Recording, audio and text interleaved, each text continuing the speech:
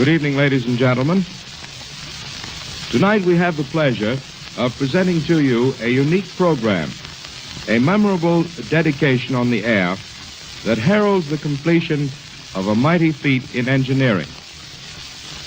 You have read history. Tonight, you will hear history being made. During this hour, the new Cascade Tunnel in the state of Washington, the longest tunnel in the Western Hemisphere, will be opened to the nation by the Great Northern Railway, which operates from Chicago to the West Coast. For the dedication of this great engineering accomplishment, we have prepared a gala program in a coast-to-coast hookup through the National Broadcasting Company and 36 associated radio stations, during which you will hear the following nationally known figures. The Honorable Herbert Hoover, the nation's president-elect, has followed the construction of the Cascade Tunnel since its inception. Due to his own keen interest in engineering, he has consented to speak in this dedication hour, and you will hear his voice later. You will also hear Madame Ernestine Schumann-Heink, George Olson and his music, Mr. J.B. Campbell, chairman of the Interstate Commerce Commission, General W.W. Atterbury, president of the Pennsylvania Railroad, and Mr. Ralph Budd, president of the Great Northern Railway. Mr. Graham McNamee, whom you will first hear, will describe the important facts about the Cascade Tunnel, and then later will give you a graphic description of the first trip through it. The speakers and artists just named will appear before the microphone in Philadelphia, Pennsylvania, Washington, the District of Columbia, San Francisco, California, New York City, and from both the east and west portals of the Cascade Tunnel in the state of Washington. George Olson and his music will open this eventful program. We now present Mr. Olson in New York City playing I Pour Down and Go Boom.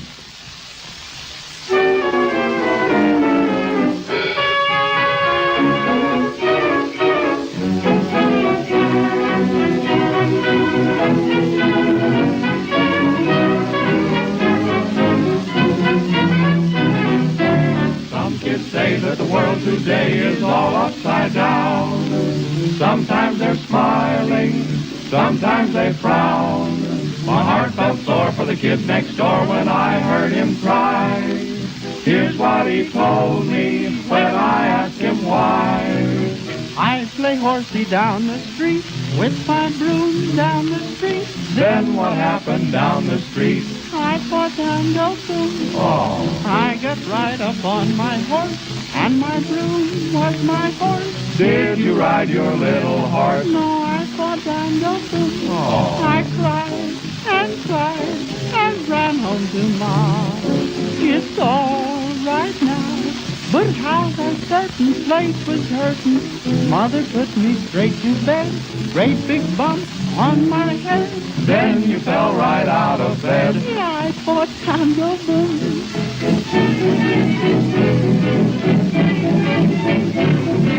This same boy was full of joy the very next day. We saw him laughing, gee, he was gay. We said, Sonny, what's so funny? Please tell us why. You are so happy, and here's his reply. Papa come home late last night. Mama said, Pop, you're tight. When he tried to find the light, he fought down, go boom. Papa, he began to sing. Mama said, that old thing. Then she took a great big swing. He fought down, go boom.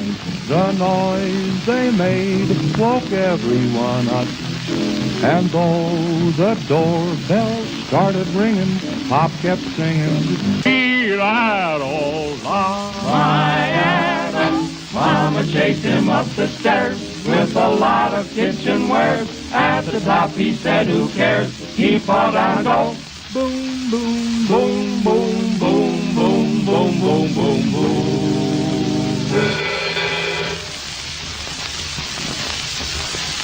We will now turn you over to Graham McNamee, 3,000 miles away at the east portal of the Cascade Tunnel.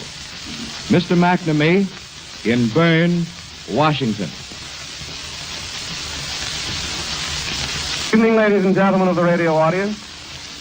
We are before a microphone set in the heart of the beautiful Cascade Mountain on the Great Northern Railway at Berne, Washington, the east portal of the tremendous triumph of the power of the engineer, the Cascade Tunnel. Primarily, we are here to speak of that tunnel, but it seems fitting to also speak of the country leading up to the tunnel and of the railroad which benefits so much by its building. We speak of the east and west portal of the tunnel.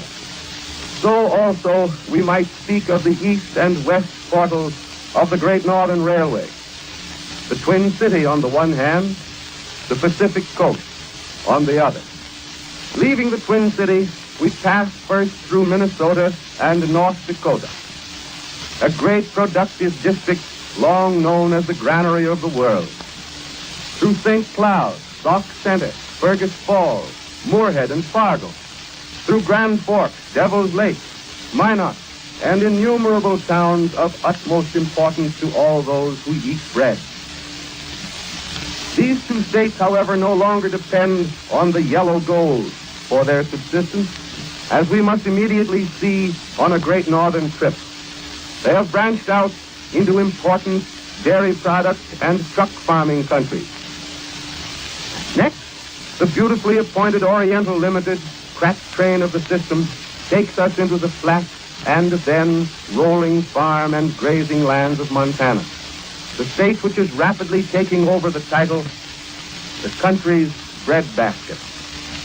Through Havre, the northern gateway to Montana principal cities, Great Falls, Helena, and Butte.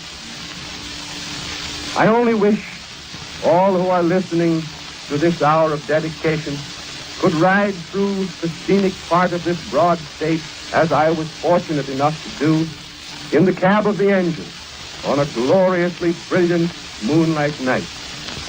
Pure fairyland. From Cut Bank on, the scenery becomes more ruggedly beautiful and finally reaches its symphonic climax as we pass through Glacier National Park. At Summit, the highest Great Northern point in the Rockies, a great floodlight suddenly burst into view and shone on a man, or at least an heroic bronze statue of a man, John F. Stevens, discoverer of this Marias Pass through which we are traveling, the pass that gives the Great Northern Railway the lowest crossing of any road traversing the Rockies. The great snow-covered peaks on all sides of us seem to assume an even more majestic attitude in the moonlight than by the light of day. The great far-flung rocky crags are of such wild nobility as to bring a gasp of wonderment at the unfolding of each new vista. The tall, stately evergreens of all description bend in grotesque positions under their heavy mantle of snow and excite the imagination to just enough of the frivolous as to relieve the emotional strain of the entire picture. The great panorama must necessarily bring a thought of music. Music of an immortal type. The Ring of Richard Wagner, with perhaps a touch of the Peer Gynt Suite from the pen of Edward Grieg. Then we pass through the northern arm of Idaho, just to the north of that lake of beautiful aspect and the name, Coeur d'Alene, and shortly arrive at Washington State's eastern jewel, Spokane, lying between the Rockies and the Cascades. Crossing the Columbia River near Wenatchee, we shortly come to Berne and the east portal of the Cascade Tunnel. Just a matter of a few weeks, more than 3 years ago, ground was broken for this amazing hole in the ground. A hole 8 miles long, boring straight as a gun barrel through the backbone of the Cascades, a backbone of fearfully resisting black granite. From this hole was taken 800,000 cubic yards of rock and muck, 260,000 cubic yards of concrete now serves as its lining, and 40,000 cubic yards of gravel and crushed rock is now the track ballast. They surely speak in large figures. From this portal, we can see the present right-of-way winding far above us, a right-of-way that has carried its last train, abandoned today in favor of this great improvement. The new tunnel, shortly to be dedicated by Mr. Ralph Budd, President of the Great Northern Railway, and the balance of this great improvement project does away with about 6 complete circles of curvature, 11 miles of covered tracks and tunnels, and more than 500 feet in mountain elevation. 43 miles of winding track have been replaced with 34 miles of track. The entire project has been completed at a cost of approximately $25 million, of which about $14 million was expended on this gigantic bore. The tunnel saves 1 hour in passenger traffic and 3 in freight traffic. Some of the official representatives gathered about to listen to the dedication program this evening are Governor Hartley of Everett, Washington, Mayor John A. Kellogg of Bellingham, Mayor Edwards of Seattle, Mayor Nelson D. Martin of Everett, Mayor Fleming of Spokane, Mayor Melvin G. Tennant of Tacoma, and President Swalwell of Washington State Chamber of Commerce. Prominent among the railroad men who are here is Arthur Curtis James and John F. Stevens, the discoverer of Marias Pass, of whom we have already spoken, A.C. Loring and E.T. Nichols, and one man who brings a touch of drama to the situation is L.W. Hill, Jr., Louis Hill. He is the 3rd generation. James J. Hill was his grandfather. Charles Folliot is concerned with the building of the tunnel, as also are J.R.W. Davis, the chief engineer, Colonel Fred Mears, assistant chief engineer, Shell Mundy, William Conroy, J.C. Baxter, vice president of A. Guthrie and Company. Simultaneously with the breaking of ground at the east portal, ground was broken at the west portal at Phoenix, Washington. From this end was also driven a second tunnel called the Pioneer. This is parallel to the main bore, and as the 2 tunnels advanced, cross-cuts were made from the Pioneer to the line of the main hole. These cross-cuts, far ahead of the big brothers, enabled the workers to start on a new face at each crosscut. The Pioneer, of course, increased the speed of operation tremendously by allowing many more men to work on the great job. And finally, we think of it in this way, that the great Cascades have been materially moved by the ingenuity of man. It is now a real pleasure to introduce to you Mr. Ralph Budd, President of the Great Northern Railway, who will make the formal dedication of the tunnel. Ladies and gentlemen, at the very beginning of this project, a plan of attack was carefully worked out in all its details, and that plan has been executed with a courage and enthusiasm that I have never seen equaled. Through nearly 8 miles of solid granite, men have drilled and blasted and mucked their way in 2 years' time. The schedule of progress called for a speed that never had been approached in the world for so long a tunnel, and the men were determined that that schedule should be maintained. Thousands of feet under the mountains, working at times in water knee-deep, With fresh drenchings at each round of blasting, there was no stopping or even slackening of the pace. They changed shifts at the handles of the drills, as the saying goes. A thrilling sight it was. Members of one crew splashing in and taking hold of the machines before the others let them go. The constant battering was kept up every minute of every hour of every day and every night for 35 months. Think of it.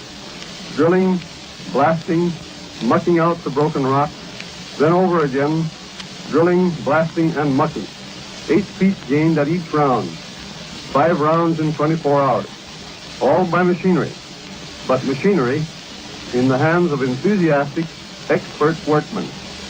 There was no letting up until the last foot of tunnel had been excavated and the entire bore lined with concrete. Another group, equally enthusiastic and determined, were always present at the front. They waited their chance to dodge in when they could to do their work without interfering with actual excavation. Yet without them, there would have been no aim or direction to the drifting which went on at such feverish pace. There were, of course, the engineers who gave the line and grade. Contending with the many handicaps incident to such a job, they nevertheless made their calculations and did their work so accurately that when they had carried the survey 8 miles over mountains 3,500 feet high and back from each portal, nearly 4 miles into the blind ends of the tunnel where the last barrier was removed, the centers were only 8 inches apart and the levels only 9 inches different. I am glad of this opportunity to give credit to the engineers, the superintendent, the foreman, and all the men on the job for the wonderful spirit which characterized this great undertaking. The completed tunnel symbolizes the main idea behind the railroad career of James J. Hill, namely, the importance of economy and efficiency in railway operations. His definite policy was to be sure of the country through which he was to build, then to insist upon the lowest possible operating costs for the benefit both of the railway and the producers. Years ago, when the Great Northern was under construction, and before his rails had reached Montana, he was telling Marcus Daly in Butte that he hoped by giving low rates to enable shippers greatly to increase their business. He said, what we want over our low grades is a heavy tonnage, and the heavier it is, the lower we can make the rate. When he first talked of building a railway to the Pacific coast according to his ideas, that is, by relying solely on what the road could earn, people laughed at him for thinking a transcontinental line could be financed without government aid, and his proposed line was called Hill's Folly. Today, his basis of railway expansion is accepted so completely that we forget it was once ridiculed. 36 years ago, Hill's Folly reached Puget Sound, the Golden Spike being driven a short distance west of here on January 6, 1893. The Great Northern is the only transcontinental railway that has paid dividends every year since then. In 1914, when Mr. Hill made his last trip over the system, I was privileged to be on the train and to hear him discuss various future plans. Among them, he mentioned a long Cascade Tunnel and said, some of you will live to see this mountain grade eliminated. It is therefore with a special satisfaction that I am able, on behalf of the directors and stockholders of the Great Northern Railway, to dedicate this tunnel to the illustrious founder, the empire builder, James J. Hill.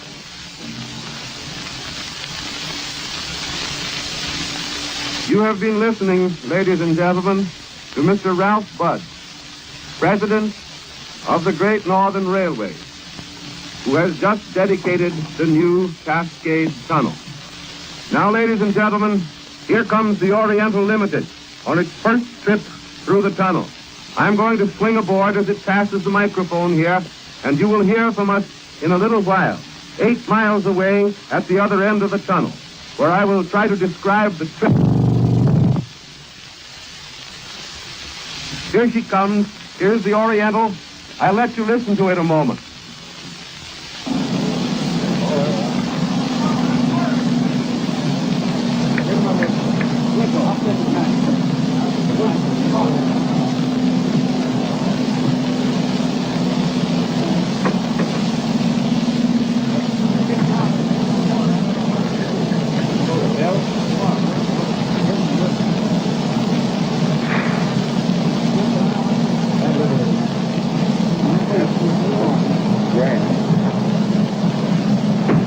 Ladies and gentlemen, the Oriental Limited of the Great Northern will be with us in a very few moments, and we will be ready to start on this great trip, the first train to go through the new Cascade Tunnel.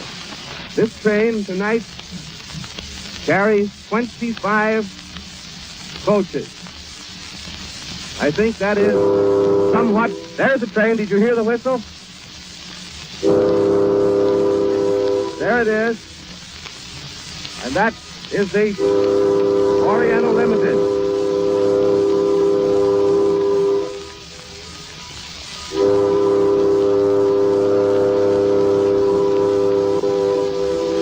We get an awful kick out of it right here. I don't know just how it sounds down below or wherever you may be. Wherever you may be is probably below us on account of our elevation.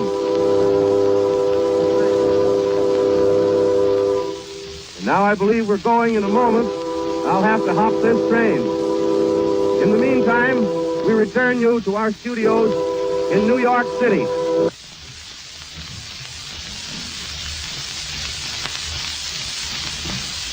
Ladies and gentlemen, the program of the dedication of the new Cascade Tunnel of the Great Northern Railway is continued by George Olson and his music, playing Makin' Whoopee, from Whoopee by special permission of the copyright owners.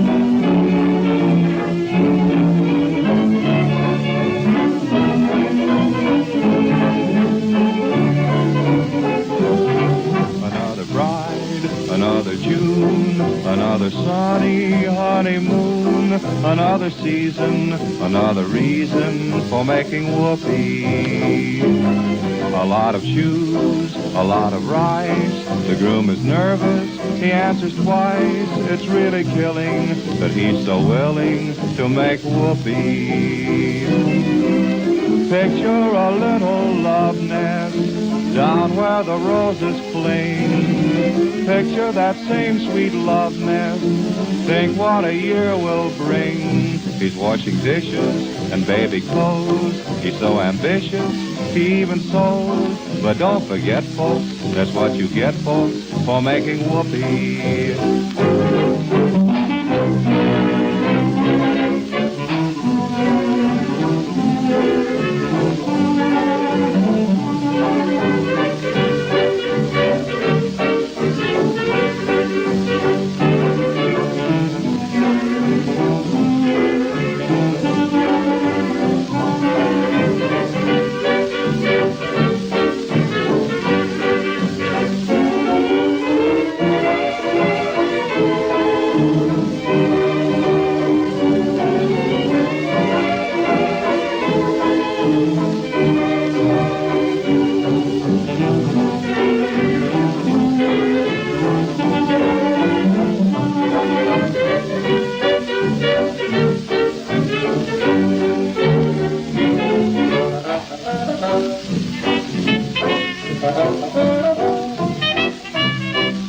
As I was saying, while they were playing, they're making whoopee.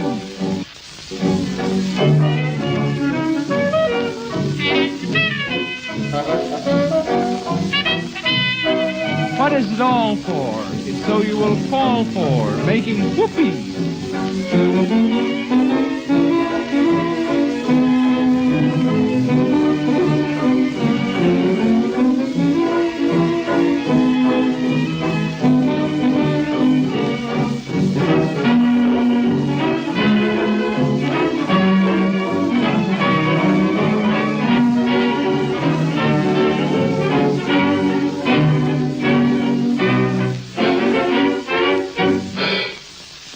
We now take pleasure in introducing Mr. J.B. Campbell of Spokane, Washington, Chairman of the Interstate Commerce Commission, who will speak to you from our national capital.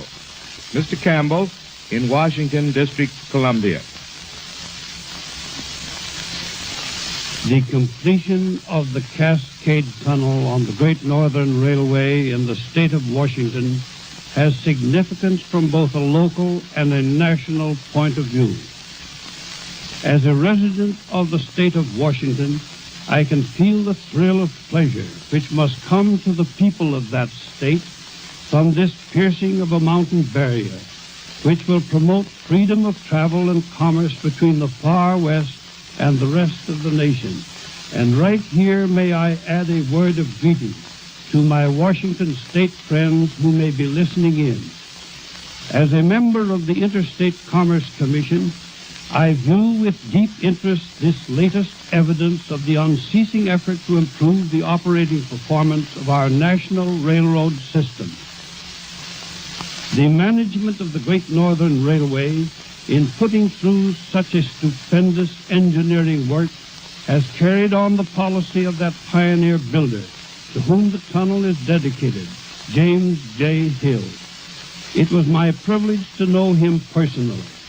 If he were here today, he would observe with approval this supplemental execution of an order which he gave to his chief engineer in the summer of 1890, when the Great Northern was being projected across the Rocky Mountains. He then said, "What we want is the best possible line, shortest distance, lowest grade, and least curvature that we can build between the points to be covered." The construction of this tunnel and the accompanying program of electrification will serve to refute the notion that our railroads are becoming obsolete. The iron horse may be a little lame from competitive conflict with the automobile, but with appropriate adjustments, he will long continue to be, as he is now, the main factor in our transportation system. The total volume of business is bound to grow, although not as rapidly as when the nation was younger. Year by year since the Great War, improvements in the economy of railroad operation has taken place, and the cumulative effect is striking. We find that as a result of simultaneously increasing the size of trains and of moving them faster, the efficiency of freight train operation in the 8-year period 1920-1928 has increased nearly 59%. I congratulate Mr. Budd and his staff upon the successful result of their skill and courage in this enterprise. You have been listening to Mr. J.B. Campbell, Chairman of the Interstate Commerce Commission. We now return you to our studios in New York City.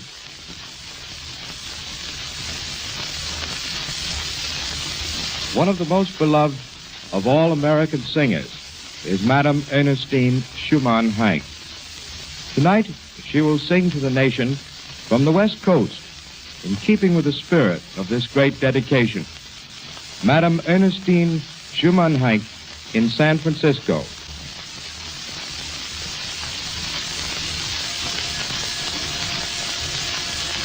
Madame Schumann Hank will sing Land of Hope and Glory by Elgar.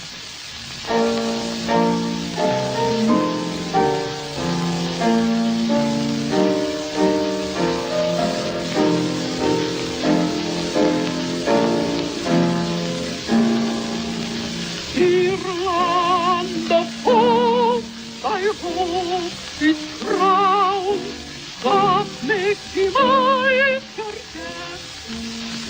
On sovereign brows below, below, for thy throne is set.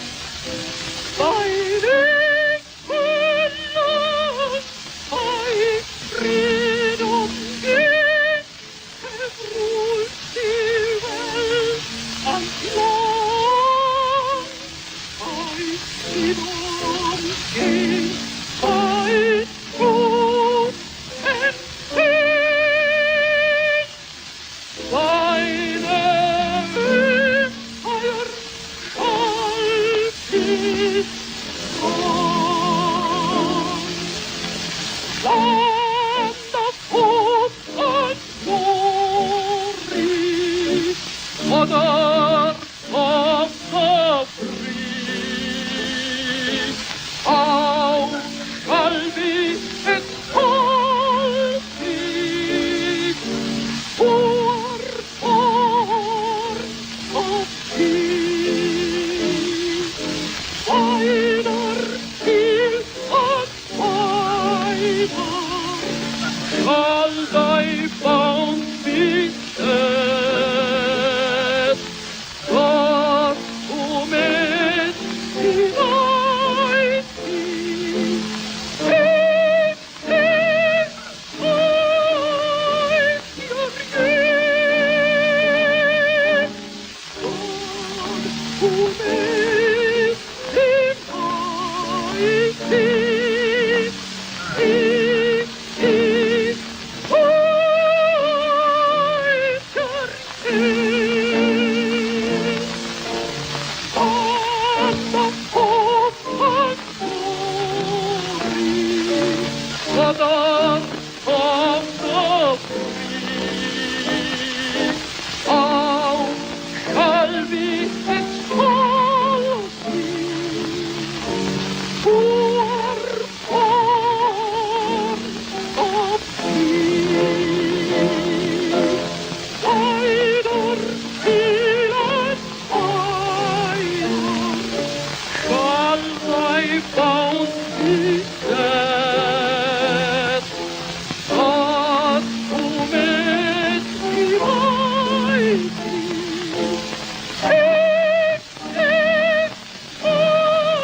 is your gift. God who made thee mighty,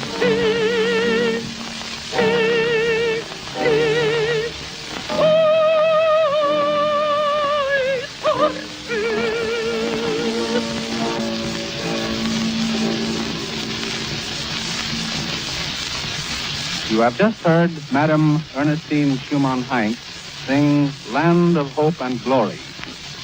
We now return you to our studios in New York City. We are listening to the dedication ceremonies of the new Cascade Tunnel in the state of Washington. There is now a brief pause for station announcements.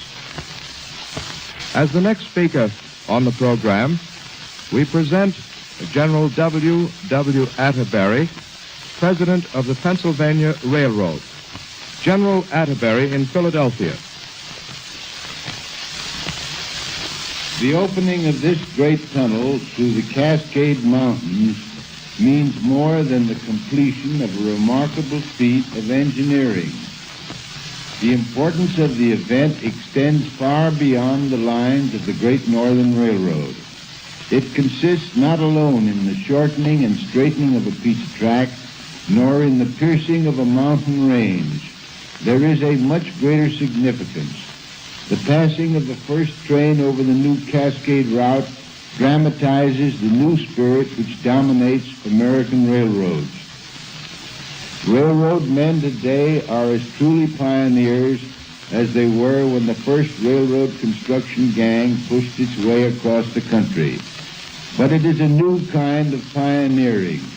It is a searching out of new and better way of doing things, a constant striving for improvement in facilities and service. Courage, broad vision, a real sense of public service characterizes the undertaking which the management of the Great Northern has now brought to successful completion. This $25 million enterprise was authorized 3 years ago, but that was merely the culmination of years of planning and study. That is the modern kind of railroad pioneering which this country must have in order to ensure 10, 20, or 30 years from now the high quality of railroad service that the future will require. American railroads are not finished projects. It is true that in recent years they have reached higher standards of performance than ever before. But in the field of railroading, it is necessary to study and plan far into the future. That is the real significance I see in this notable achievement of the Great Northern. President Ralph Budd and his associates are pioneers in this new kind of transportation of which progress is the watchword. They are thinking in terms of the future. Every railroad man in the country joins with me in our happy, hearty congratulations to Mr. Budd and his associates of the Great Northern Railroad, and to wish all its officers and employees the success which their enterprise so richly deserves. I also congratulate the great territory of the Northwest, which now becomes more intimately interlocked with the country as a whole. It is but another step in bringing the whole world closer together and at the same time making each part of the world more useful to every other part. You have just heard General W. W. Atterbury, President of the Pennsylvania Railroad. As General Atterbury and the other speakers have been talking, the Great Northern Railway's crack train, the Oriental Limited, the first train to run through the new Cascade Tunnel in the Pacific Northwest, has been approaching the western portal at scenic Washington. In the final few minutes which will be left before the train reaches its destination, Madame Ernestine Schumann-Heink will again sing to you from the Pacific coast, Madame Schumann-Heink in San Francisco.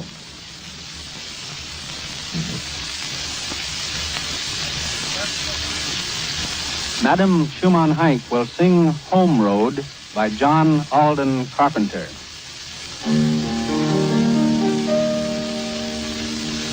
Sing no hymn of freedom, sing the banner high, sing the song of liberty on the Albert side. The long, long road to keep the free is the road of let me home.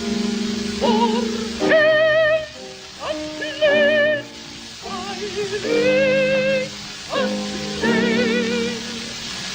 My bosom, my core is I home free, my home.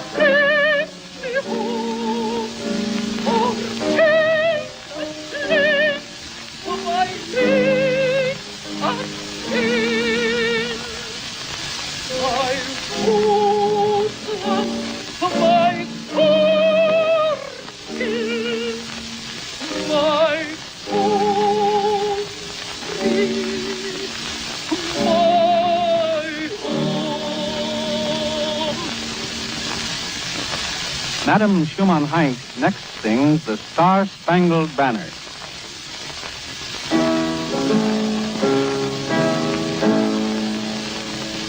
Oh, take and you'll see, island of every light, what the proudly views of the twilight's last gleaming, whose from their lives of bright star, through the perilous fight, for the rock and river, their gallantly streaming, and the rocket rockets of their singing, it's through the night, and our land was still there.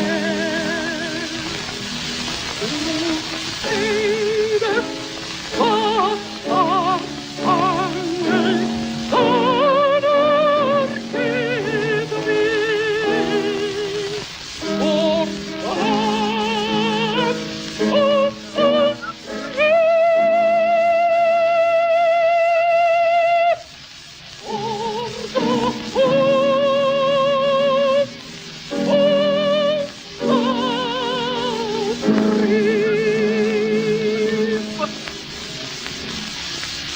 Madame Ernestine Schumann-Heink has just sung Home Road and the Star-Spangled Banner. She has been accompanied during this program by Catherine Hoffman. This program is broadcast in dedication of the opening of the Great Cascade Tunnel. We now return you to our studios in New York City.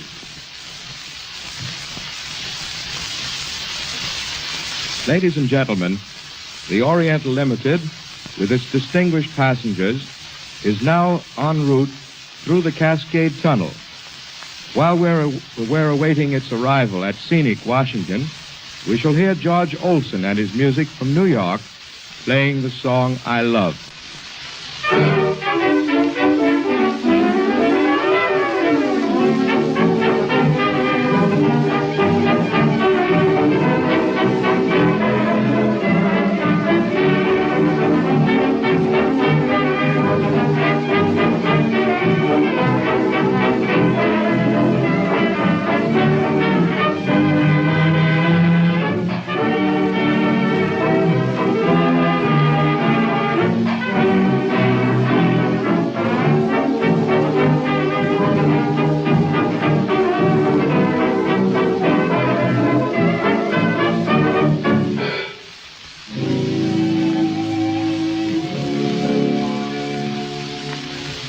Someone is playing the song I love. You still can thrill me through and through. It speaks of moonlight and stars above, and of the June I have found you. There neath the moonlight we stray, and oh, the plans that we made, that night the orchestra played the song I love. Our passion burst into flame.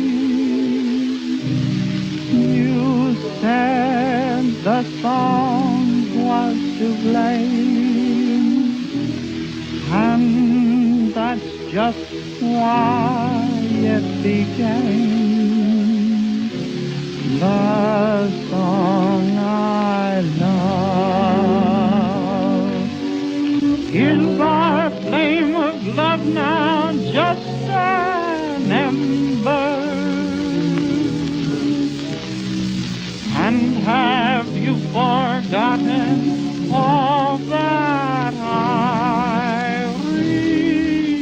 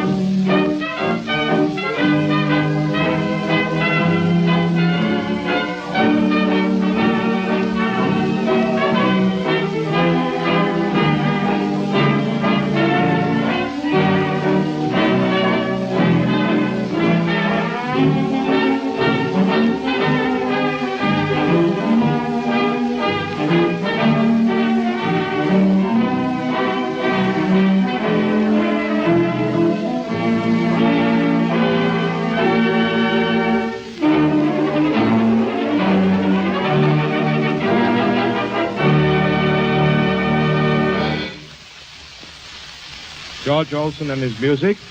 The next selection will be the Monte Carlo song.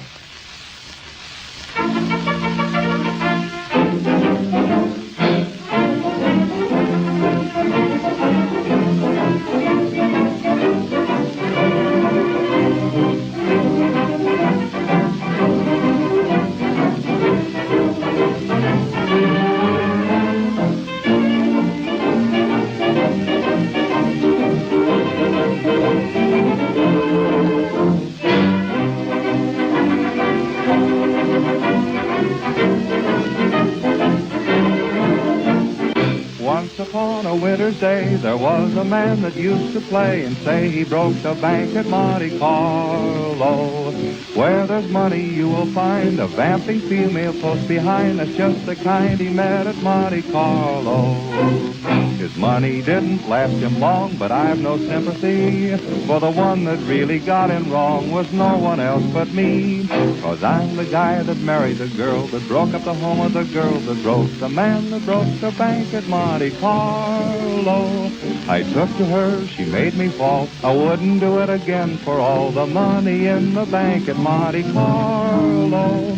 If he hadn't bet at roulette, maybe I'd be single yet in the bank, and I would have nothing to regret. Oh dear, 'cause I'm the guy that married the girl that broke up the home of the girl that broke the man that broke the bank at Monte Carlo.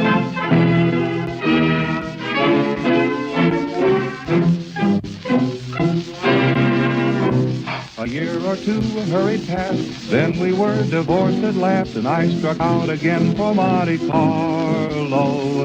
There I saw the fellow who was boasting still what he could do to another pretty vamp at Monte Carlo. She fell for him and figured she'd go anywhere he'd go. But when he began to play, he started losing dough. And I'm the guy that watched the girl, that watched the guy that told the girl that he could break the bank at Monte Carlo. He tried to win, but lost instead. Pretty soon he was seeing red. That's how he lost his head at Monte Carlo. His thousands went one by one. It was a cinch the crash would come. Then he left the girl and got a gun.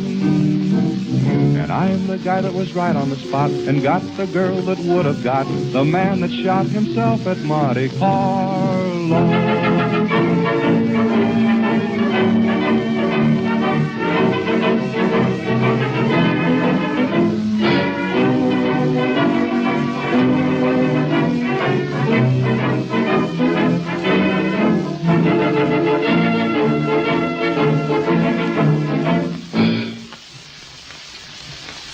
Following that Monte Carlo song, we'll have a little dash of the alma mater in the selection by George Olson and his music, Doing the Raccoon.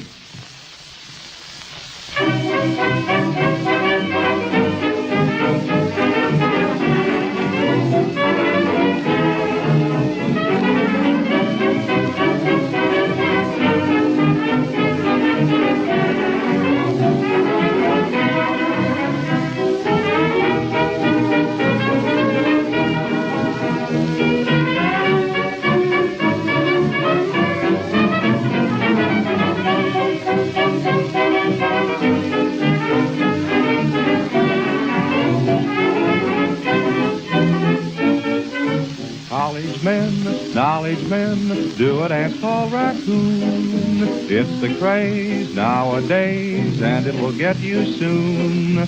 Buy a coat and try it. I bet you'll be a riot. It's a wow, learn to do it right now. lowbrow intermediate make-believe they're all collegiate soon to do the raccoon.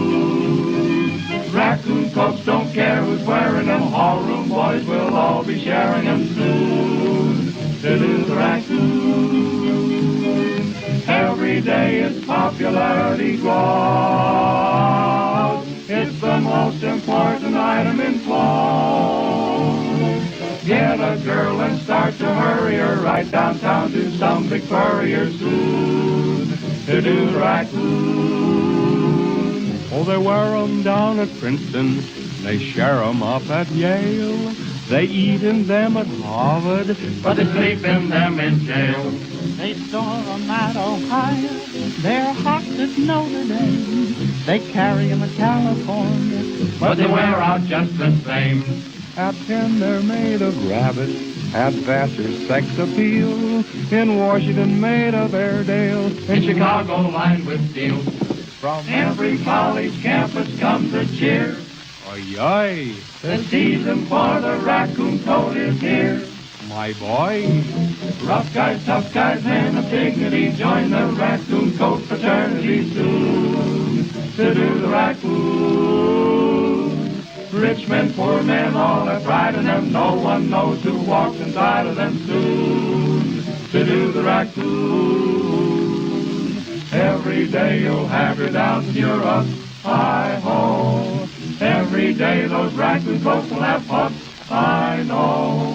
Get a girl and though it scratches you, wear it till the sheriff catches you soon to do the raccoon. Raccoon. Ladies and gentlemen, we have received word that the Oriental Limited, on the first trip through the Cascade Tunnel, is nearing the western portal at scenic Washington. Its approach is interpreted now by George Olson.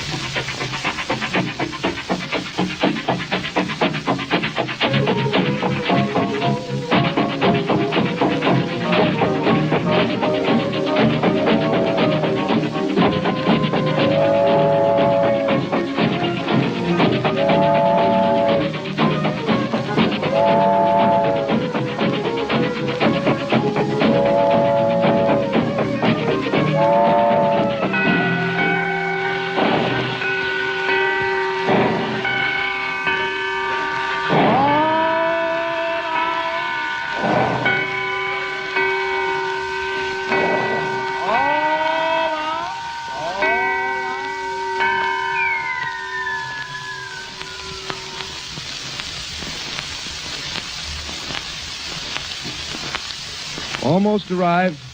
We still have time for one more selection by George Olson and his music, a precious little thing called love.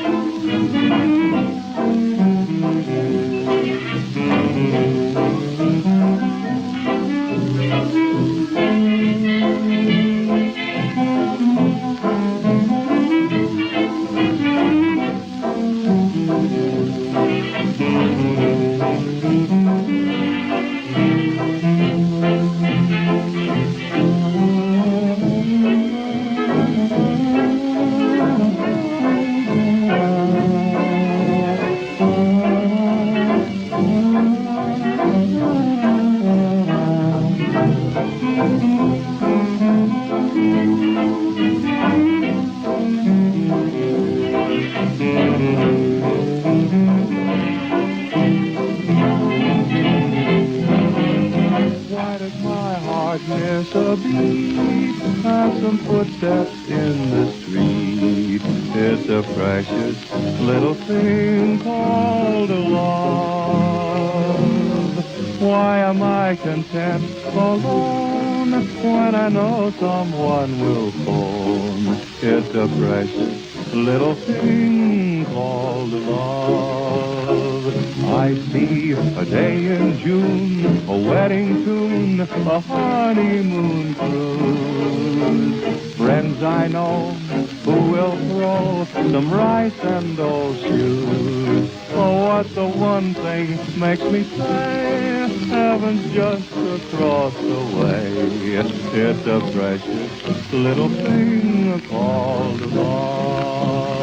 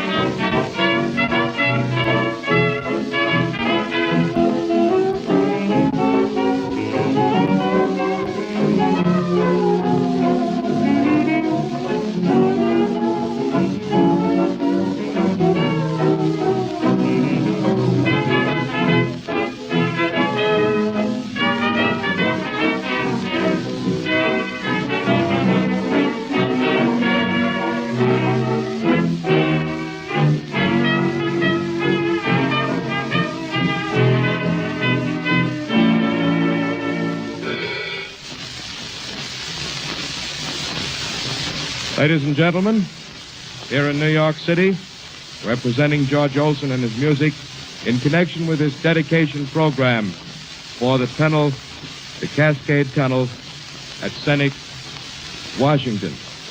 Graham McNamee is waiting there on the train, having completed the trip through the tunnel, and the Oriental Limited has arrived now at the west portal of the tunnel. We now turn you over to Graham McNamee at Scenic, Washington.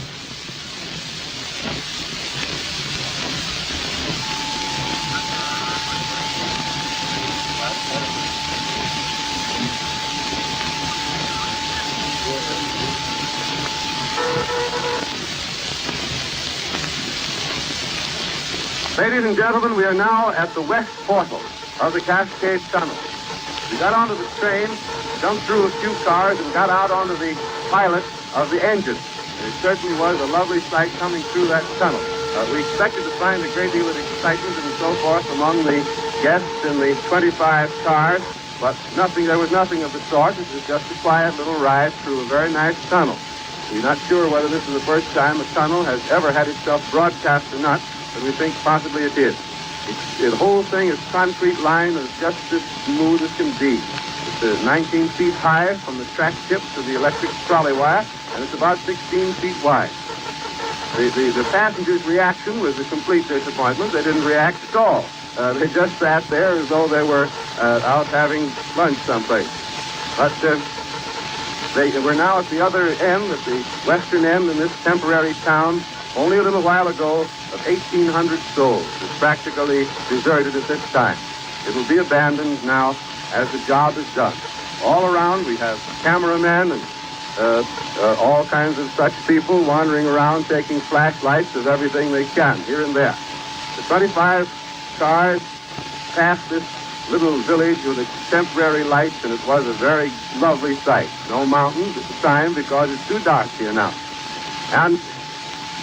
And now it is our pleasure, and it is fitting that at this time, and as the principal speaker of the evening, that we should introduce a great engineer. Our principal speaker is a great engineer, but he is not introduced as such. He is introduced as a humanitarian, a great man, a statesman. We are really honored in presenting the President-elect of the United States of America, the Honorable Herbert Hoover at Washington, District of Columbia. President Judd, friends in the Cascade Mountains, and of the radio audience. I am glad to participate in a small way in recognition of a great engineering accomplishment, the completion of the greatest tunnel on our continent. Perhaps only engineers can appreciate the technical skill, the labor, and the courage required for such an undertaking. But the opening of a great transportation tunnel is more than an engineering accomplishment.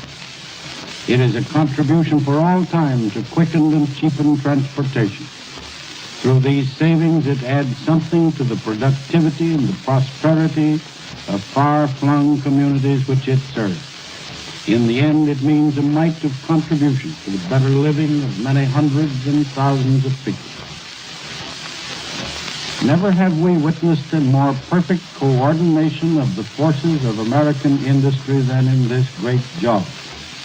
The miners who have operated the drills, who cleared the rock and built the new tracks during these 3 years, have established a record in construction. For their skill, every one of them needs no recommendation in the future other than that they were on the staff of the Cascade Tunnel. President Budd and his fellow engineers who have designed this tunnel and carried it to successful completion have left an enduring monument to their skill and ability. The great transportation organization which has made it possible through its courage and foresight has demonstrated again the progressive character of American industry. This accomplishment is of more moment than the improvement of the Great Northern Railway. It gives every American the satisfaction of confidence in the vitality of our civilization.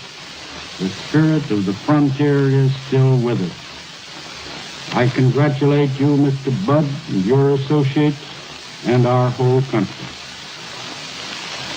You have been listening to the Honorable Herbert Hoover, speaking from Washington, District of Columbia. Mr. Hoover is the principal speaker of the Great Northern Railway's dedication of the new Cascade Tunnel in the Great Northwest. We now return you to our studios in New York City.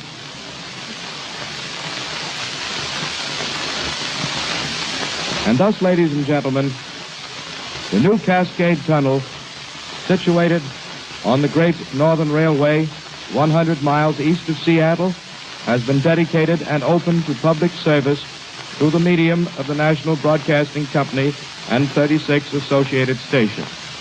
You have heard during the program the Honorable Herbert Hoover, President-elect of the United States, Mr. Ralph Budd, President of the Great Northern Railway, Mr. J.B. Campbell, Chairman of the Interstate Commerce Commission, and General W.W. Atterbury, President of the Pennsylvania Railroad.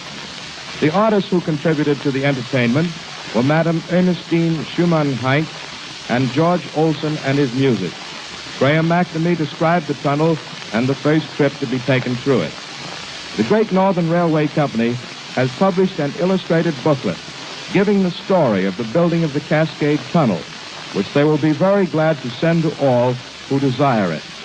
The booklet may be procured by addressing the station to which you are listening or the general offices of the Great Northern Railway, St. Paul, Minnesota. With the closing of this dedicatory program, we wish to announce to the radio audience that there will be presented a series of programs designed to acquaint the entire country with the Great Northwest and the rich territory through which the Great Northern lines run. These programs will be broadcast every Monday evening at 10:30 p.m. Eastern Standard Time, 9:30 p.m. Central Time, 8:30 p.m. Mountain Time, and 7:30 p.m. Pacific Time through the National Broadcasting Company and a coast-to-coast hookup of associated stations. The first program in this series, which will begin next Monday, January 14th, will depict incidents in the life of James J. Hill, the founder of the Great Northern Railway and known in American history as the Empire Builder. Future broadcasts will show other incidents in Mr. Hill's career and also many thrilling events which form the background of the Northwest as well as present-day activities of that great territory. And now the Great Northern Railway joins us in wishing you a most happy and prosperous New Year and good night. This is Phillips Collins speaking. There will be a brief pause for station announcements.